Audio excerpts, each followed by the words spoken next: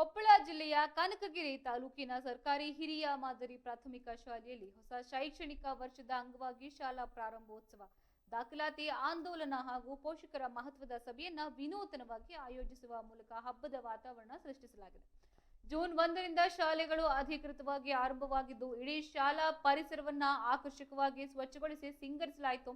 ಇನ್ನು ಶಾಲೆಯ ಪ್ರಧಾನ ಉಪಾಧ್ಯಾಯರಾದ ಸಂಗಮೇಶ್ ಅವರು ಮಾತನಾಡಿ, ವಿದ್ಯಾರ್ಥಿಗಳಲ್ಲಿ ಧನಾತ್ಮಕ ಭಾವನೆ ಮೂಡಿಸಲು ಸರಸ್ವತಿ ಪೂಜೆಯನ್ನ ನೆರವೇರಿಸಿ ಮಕ್ಕಳಿಗೆ ಸಿಹಿಯನ್ನ ತಿನಿಸುಗಳನ್ನ ವಿತರಿಸಲಾಗಿದೆ. ಇನ್ನು ಮಕ್ಕಳ ಜೊತೆಗೂಡಿಯ ಸ್ವಾಗತ ಕಮಾನನ್ನ ಉದ್ಘಾಟಿಸಿ ಬರಮಾಡಿಕೊಳ್ಳಲಾಗಿದೆ ಎಂದರು.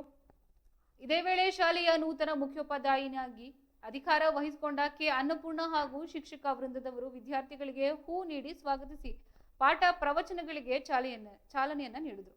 ಇನ್ನು ಕಾರ್ಯಕ್ರಮದಲ್ಲಿ ಎಸ್ಡಿಎಂಸಿ ಅಧ್ಯಕ್ಷರು, ಸದಸ್ಯರು ಹಾಗೂ ಬಿಜೆಪಿ ಮುಖಂಡರಾದ ಸಣ್ಣ ಕನಕಪ್ಪ, ಶೇಷಪ್ಪ ಅವರು ಸೇರಿದಂತೆ ನೂರಾರು ಪೋಷಕರು ಭಾಗವಹಿಸಿ ಸರ್ಕಾರಿ ಶಾಲೆಯ ಯಶಸ್ಸಿಗೆ ಸಾಥನ್ನ ನೀಡಿದ್ದಾರೆ.